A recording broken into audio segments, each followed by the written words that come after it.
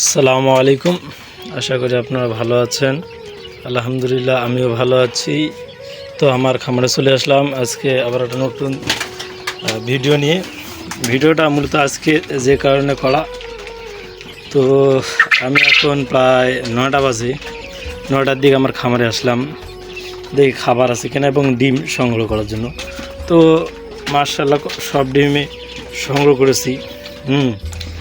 তার মধ্যে খামার মধ্যে একটা জিনিস দেখলাম যে পাখিগুলো মোটামুটি আলহামদুলিল্লাহ ভালো আছে, সবগুলো ঠিকঠাক। অথবা লিডারের সমস্যা, লিডারকে চেঞ্জ করতে হবে। তাহলে ওটা বিষয় না, যে মূল যে বিষয়টা।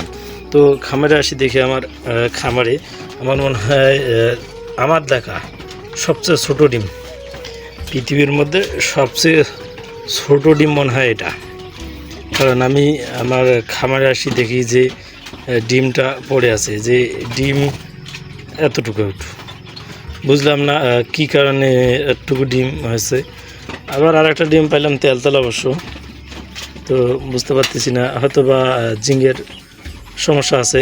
জিঙ্ক চালাচ্ছি আলহামদুলিল্লাহ, এর আগেও যখন সমস্যা দেখা দিচ্ছে 2-1 দিন খাওয়াছি, তো তারপরে আর সমস্যা হয়নি। তো আজকে আবার দেখলাম নতুন করে যে সবচেয়ে ছোটো ডিম। তো এইটুকু ডিম পাড়ার পেছনে কারণ কি এটা বুঝলাম না।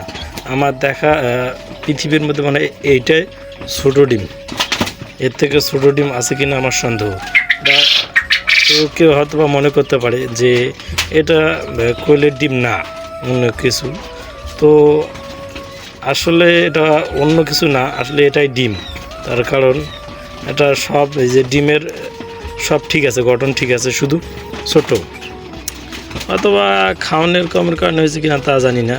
তবে আমার যেটা মনে হলো যে পৃথিবীতে মনে হয় এর থেকে ছোটো ডিম থাকলেও থাকতে পারে। তো এটা আমার দেখা সবচেয়ে ছোটো ডিম। তো কী কারণে ডিম ছোটো পাতেছে বুঝতেছি না।